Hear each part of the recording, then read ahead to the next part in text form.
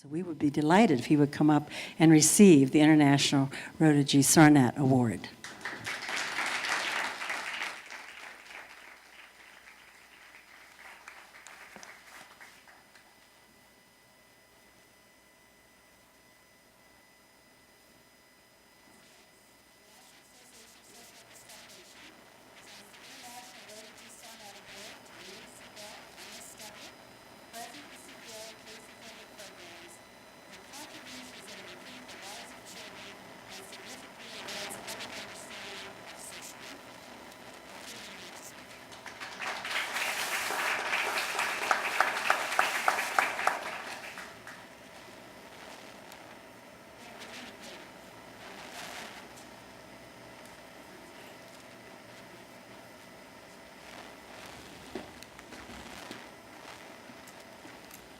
By I'm just saying good evening, and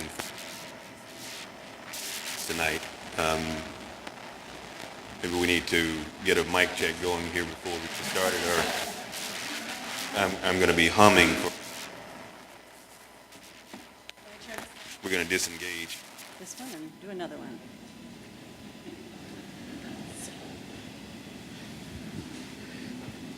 I'd once learned how to project my voice, but I didn't know that I could also do humming while I was speaking.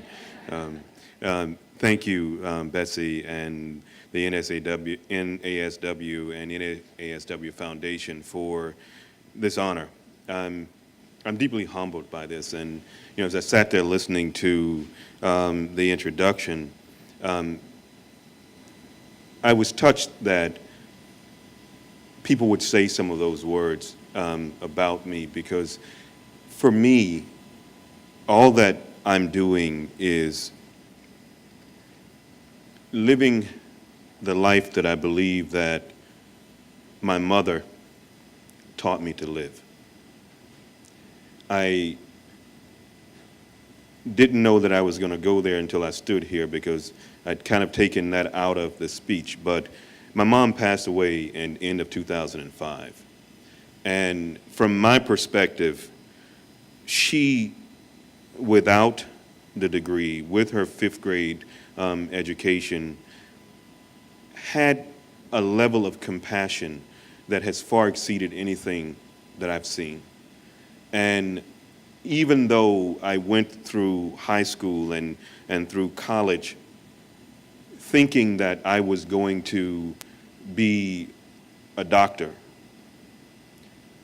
and even though in high school I took a college aptitude test that said to me, you are best suited to be a social worker,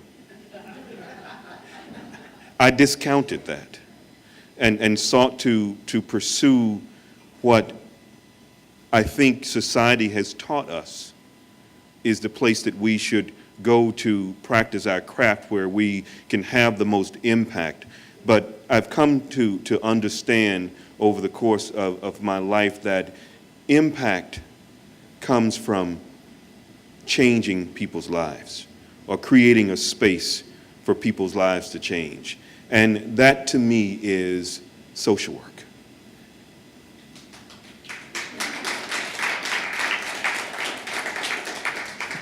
To be singled out for something that clearly so many other people have made happen, and that I've been honored to be a part of the kind of changes that have taken place throughout the course of my career is very humbling.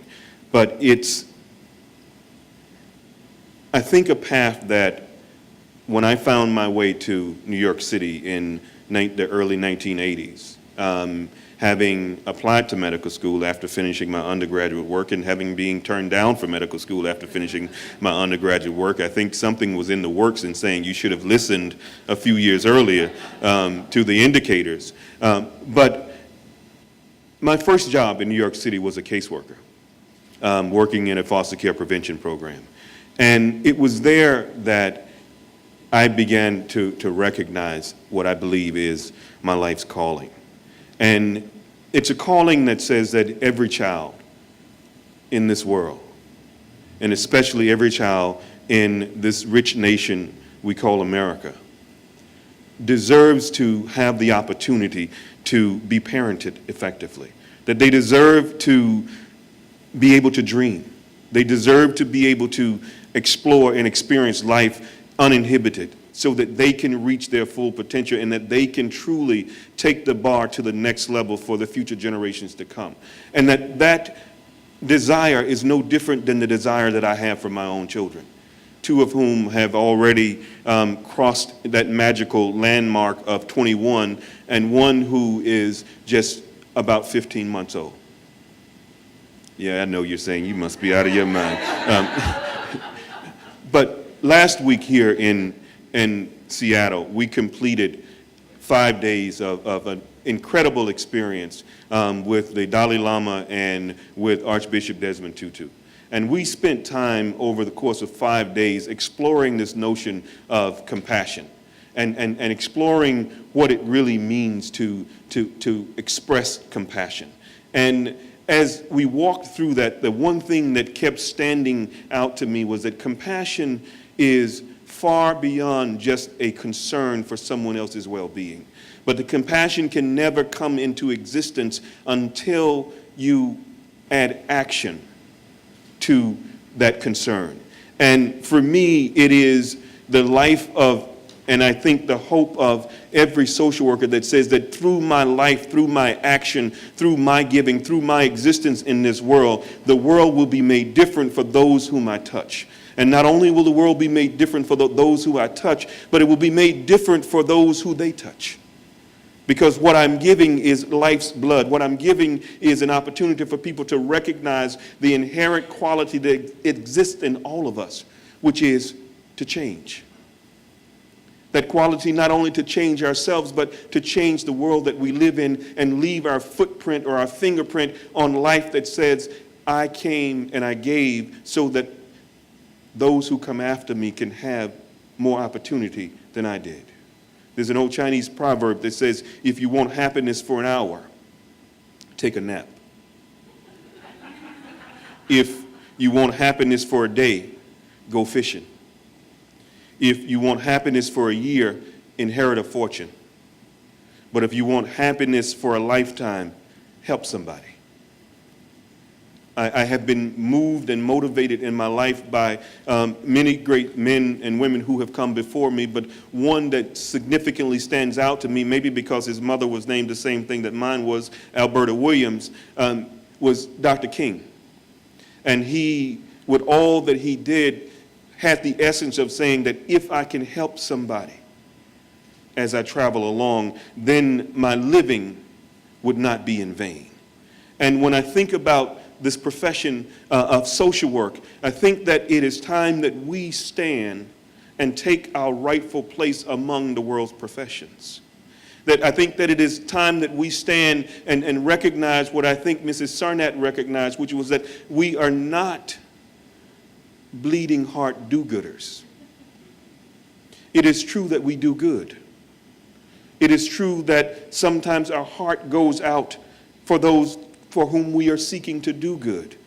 But we are administrators, we are college presidents, we are educators, we are professionals in the healthcare arena, we are professionals in human services and child welfare, and we are politicians.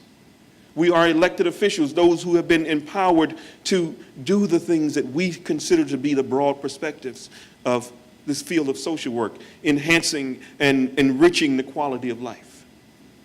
The essence of what we seek to do in alleviating the adverse social conditions that exist around us. But the thing that I believe will be the most powerful legacy that we will leave, which is promoting and ensuring and sustaining change through social justice. And for me, Mrs. Sarnat, it's interesting when you said that the Sarnat Foundation was created in 1966, and I thought, so was Casey Family Programs. And to be here some 42 years after the creation of this agency and being in a position to embrace what I believe Mrs. Sarnat saw when she found her passion in being a supporter of those who are in the social work education process, found her passion in saying that the public needs to understand who we are, and that the public needs to be able to grab what we ourselves need to grab, that we can stand and be accounted for. Because what we are calling for in this society, in this world, is a group of people who will accept what I think is a great calling. A calling that says we must move to a place where every society can accept full responsibility for every one of its citizens, irrespective of that citizen's economic status, irrespective of that citizen's starting point in the world, irrespective of their family lineage.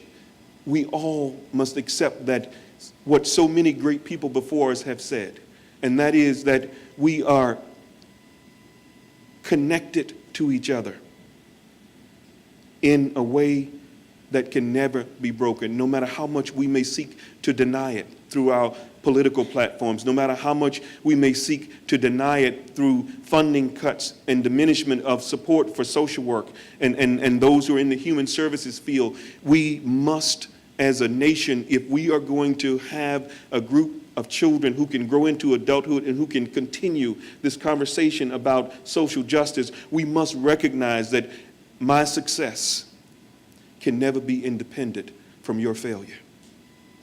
And Casey Family Programs has taken the mantle to say that we want to influence change in the arena of child welfare.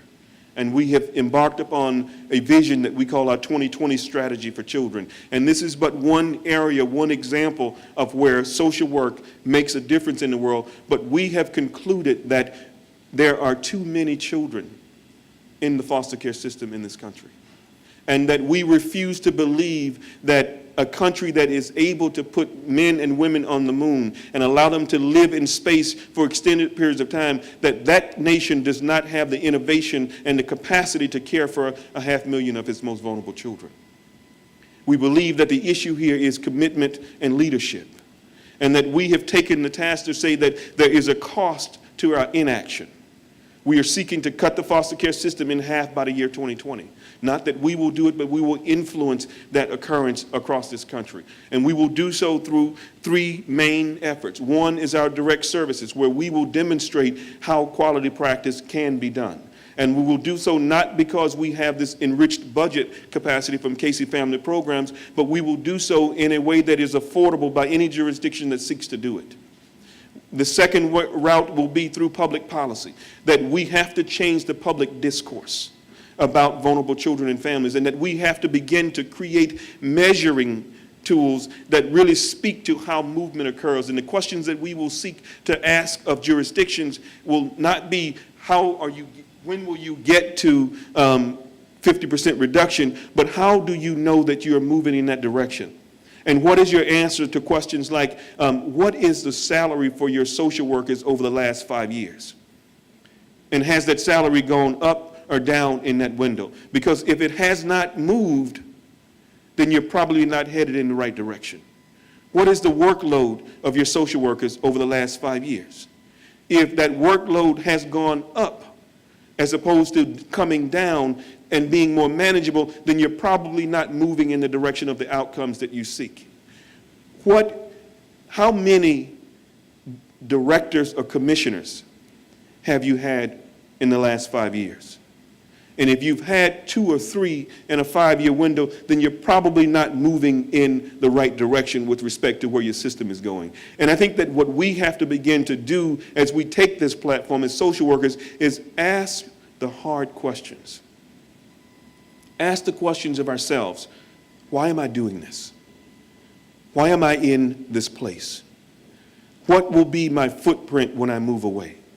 But after we've had that introspection within ourselves, ask those who are with us, am I dictating the direction for the families that I serve? Or am I engaging them in creating their own futures? And asking the jurisdictions, are you willing to put the political will behind what you say is truly important to you? And I think that's a question that we have to even ask ourselves. Are we willing to put our own will behind bringing into existence that change that we all desire, no matter how much it costs? And do we do that in workforce development? Do we step up and say, yes, there may be 600,000 social workers, but the need is far greater than that? Do we do that by standing up and saying to our universities that you need to continuously innovate in your curriculum and understand whether or not what you are teaching and what you are giving, whether or not it is preparing the workforce for what they're going to deal with when they step out into the world? We have to push ourselves to never believe that we have arrived, but that every day is an opportunity to become. And I thank you for joining here with us tonight. I thank you, NASW and NASW Foundation, for believing that what I've been a part of is worthy of acknowledgement. And I thank you for continuing this walk that says the world will be different, and it will be different because I'm a part of it. Thank you, and God bless you.